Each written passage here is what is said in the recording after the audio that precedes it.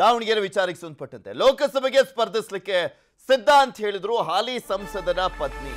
Ticket ಕೊಟ್ರೆ ಸ್ಪರ್ಧಿಸ್ತೀನಿ ಅಂತ ಹೇಳಿದ್ದಾರೆ ಗಾಯತ್ರಿ ಸಿದ್ದೇಶ್ವರ್ ಅವರು. ದೇಶ ಸೇವೆಗೆ ಅವಕಾಶ ಸಿಕ್ಕರೆ ಬೇಡ ಅಂತ ಹೇಳಲ್ಲ ಅಂತ ಹೇಳಿದ್ದಾರೆ ಗಾಯತ್ರಿ ಸಿದ್ದೇಶ್ವರ್ ಅವರು.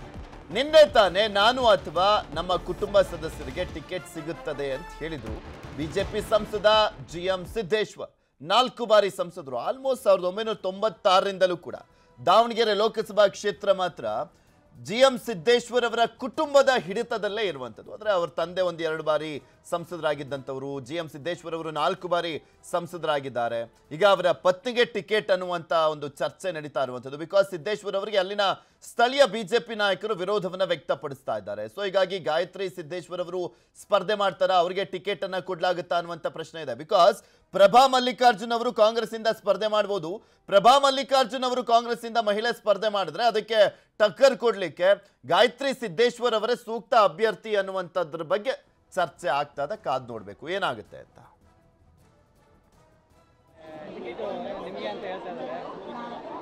ಕೊಟ್ಟರೆ ಆ ಅವಕಾಶ ಸಿಕ್ಕರೆ ನಿಲ್ಲೋದು.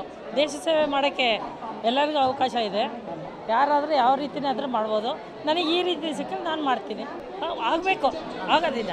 ಇದರೆಲ್ಲ ಎಲ್ಲ ಅನುಭವ ಇದೆ, ಅವ್ರ ಹತ್ರ ನಾವು ಎಲ್ಲ ಕಲ್ತ್ಕೊಳ್ಳೋದು. ಲಕ್ಷಾಂತರ ಜನ ನನಗೆ ಆಶೀರ್ವದಿಸಿ ಹಾರೈಸ್ತಾ ಇದ್ದಾರೆ. ನನಗೆ ಈ ಬಾರಿಯೂ ಕೂಡ ಟಿಕೆಟ್ ಸಿಕ್ಕೇ ಸಿಗುತ್ತದೆ. ಮೈಸೂರಿನಲ್ಲಿ ಸಂಸದ ಪ್ರತಾಪ್ ಸಿಂಹ ವಿಶ್ವಾಸವನ್ನ ವ್ಯಕ್ತಪಡಿಸಿದ್ದಾರೆ. ನಿನ್ನೆ ಭಾವುಕವಾಗಿ ಮಾತನಾಡಿದ್ರು ಸಾಮಾಜಿಕ ಜಾಲತಾಣದಲ್ಲಿ. ನಿನ್ನೆ 10 ವರ್ಷಗಳ ಕಾಲ ಸೇವೆಯನ್ನ ಸಲ್ಲಿಸಿದ್ದೇನೆ ಅಂತ ಧನ್ಯತಾ ಭಾವವನ್ನ ವ್ಯಕ್ತಪಡಿಸಿ ಧನ್ಯವಾದಗಳನ್ನ ಹೇಳ್ತಾ ಇದ್ರು ಮೈಸೂರಿನ ಜನಕ್ಕೆ. ಹಾಗೆ ಟಿಕೆಟ್ ಎಲ್ಲೋ ಒಂದ್ ಕಡೆ ಮಿಸ್ ಆಗ್ಬಿಡುತ್ತಾ ಅನ್ನುವಂಥ ಆತಂಕ ಎದ್ದು ಕಾಣಿಸ್ತಾ ಇತ್ತು. ಸಾಮಾಜಿಕ ಜಾಲತಾಣದಲ್ಲಿ ನನ್ನ ಪರ ಧ್ವನಿ ಎತ್ತುತ್ತಾ ಇದ್ದಾರೆ, ನನಗೆ ಟಿಕೆಟ್ ಕೊಡಬೇಕು ಅಂತ ಕೇಳ್ತಾ ಇದ್ದಾರೆ. ಈ ವಿಚಾರದಲ್ಲಿ ನಾನು ಭಾಗ್ಯಶಾಲಿ ಅಂತ ಪ್ರತಾಪ್ ಸಿಂಹ ಅವರು ಹೇಳ್ಕೊಂಡಿದ್ದಾರೆ. ಚರ್ಚೆ ಆಗಿರೋದು ನಿಜ. ಅದರಲ್ಲಿ ಏನೇನು ನಡೀತು ಅನ್ನೋದು ನಾನೇನಾದ್ರದ್ದು ಮೆಂಬರ್ ಅಲ್ಲ. ಅದರೊಳಗಡೆ ಕೂತ್ಕೊಂಡಿದ್ದವ್ರದ್ದು ಏನು ಅಂತ ನಾನು ಕೇಳಿಲ್ಲ. ಚರ್ಚೆ ಆದ ಮಟ್ಟಿಗೆ ಅಲ್ಲೇ ತೀರ್ಮಾನ ಆಗಿದೆ ಅಂತಲೂ ಅರ್ಥ ಅಲ್ಲ.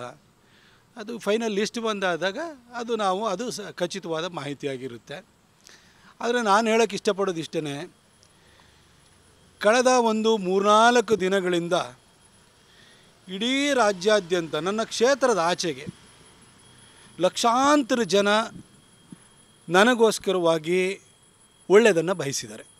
ಭಾಳ ಪ್ರೀತಿ ವಿಶ್ವಾಸವನ್ನು ವ್ಯಕ್ತಪಡಿಸಿದ್ದಾರೆ. ಲಕ್ಷಾಂತರ ಜನ ಸಜ್ಜನರ ಹಾರೈಕೆ ಮತ್ತು ಪ್ರಾರ್ಥನೆಗಳಿಗೆ ದುರ್ಜನರ ಕೆಟ್ಟ ಆಲೋಚನೆ ಮತ್ತು ಪ್ರಯತ್ನಗಳಿಗಿಂತ ಜಾಸ್ತಿ ಶಕ್ತಿ ಇದೆ.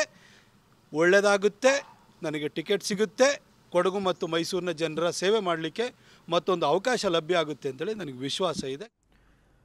ಪ್ರತಾಪ್ ಸಿಂಹ ಅವರಿಗೆ ಟಿಕೆಟ್ ಮಿಸ್ ಆಗುತ್ತೆ ಅಂತ ಏನು ಹೇಳಲಾಗ್ತದೆ. ಅದರ ಜೊತೆಗೆ ಮತ್ತೊಬ್ಬರು ಬಿಜೆಪಿಯಲ್ಲಿ ಇವ್ರಿಗೂ ಕೂಡ ಟಿಕೆಟ್ ಮಿಸ್ ಆಗುತ್ತೆ ಅನ್ನುವಂಥ ಚರ್ಚೆ. ಯಾರಪ್ಪ?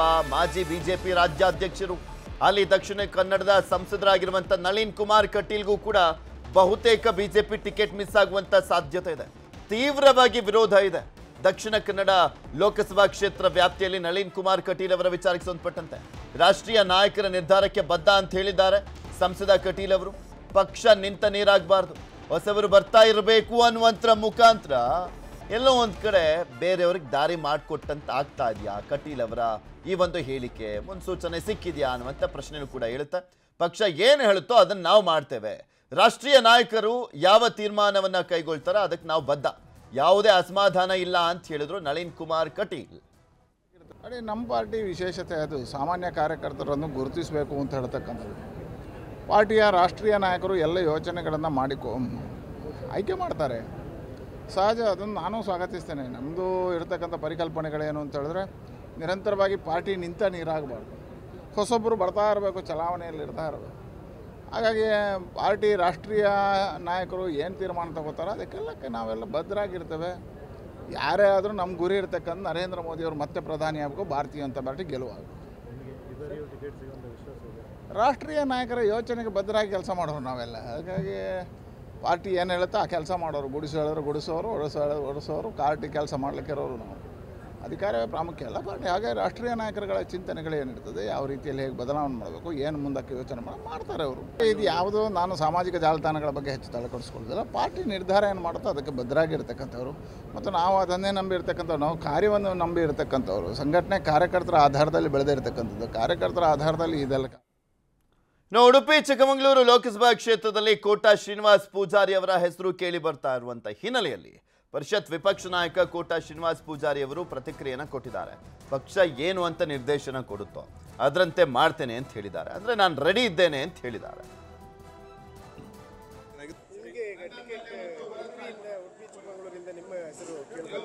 ಅಲ್ಲ, ನೀವೆಲ್ಲ ನಿಮ್ಮ ಮಾಧ್ಯಮದಲ್ಲಿ ಬರ್ತಾ ಇರೋದನ್ನು ನಾನು ನೋಡಿದ್ದೆ.